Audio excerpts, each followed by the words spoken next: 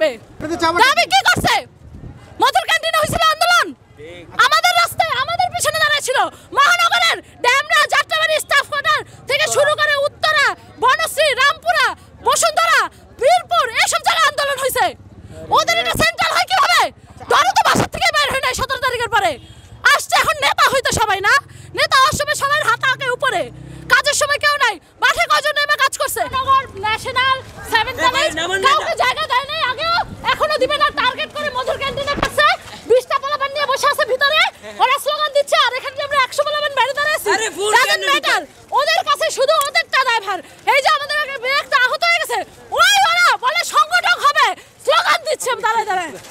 সবাই সমান অধিকার পাবে। আমাদের সাথে আলোচনা করা ছাড়া ওরা কিভাবে কমিটি ঘোষণা করে? আমাদেরকে না জানানো ছাড়া, পাবলিক এরপরে প্রাইভেট, ন্যাশনাল 7 কলেজ কাউকে জানানো ছাড়া, মহানগরকে জানানো ছাড়া ওরা কিভাবে ঘোষণা করে? শিক্ষার্থী বলছে এটা হচ্ছে শুধু ঢাবিতে কমিটিটা হয়েছে, এটা তো সারা বাংলাদেশে না। তাহলে আপনাদের এখানে ওইটাই তো ওরা কেন্দ্রীয় করে, এর আগেও কেন্দ্রীয় করছে না ওরা? ওরা এরকম বলে পাবলিক নিয়ে করে, ওরা কেন্দ্রীয় কমিটি ঘোষণা করে দিছে না? আহ্বায়ক, সদস্য সচিব, এইবারে ওরা সেম সিন্ডিকেট করতেছে। আর আমার কথা হচ্ছে, দাবি কেন সেন্ট্রাল হোল্ড করবে?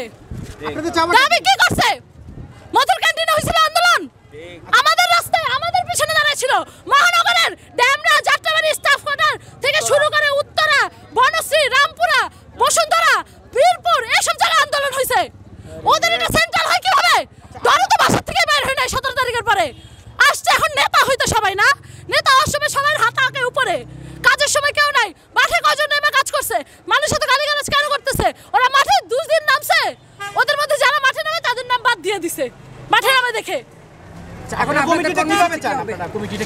কমিটিতে রিফাত রশিদকে থাকতে হবে, প্রাইভেটের একজন থাকবে, মহানগরের 20% থাকবে, পুরা প্রাইভেটের 40% থাকবে, তারপর হচ্ছে পাবলিক যেগুলো আছে ওইখান থেকে 20% থাকবে।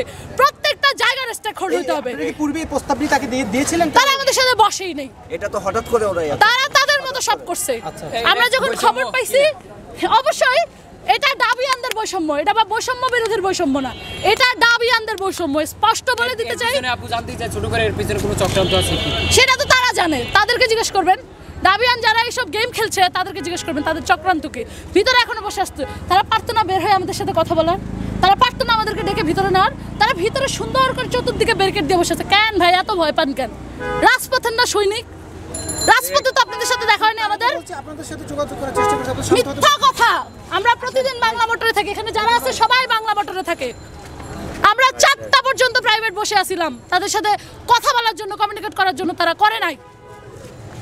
আমরা প্রধান মাথাদের সাথে 4টা পর্যন্ত বসেছিলাম, ভোর 4টা পর্যন্ত। এখন আপনারা কি দাবিতে থাকবেন নাকি আপনারা চলে যাবেন? কিভাবে কি করবেন? এইখানে কোনো ধরনের কমিটি ঘোষণা হইতে পারবে না। আর ওই কমিটি ঘোষণা হইলে আমরা প্রাইভেট, পাবলিক, মহানগর 7 কলেজকে ওইটা মানি না,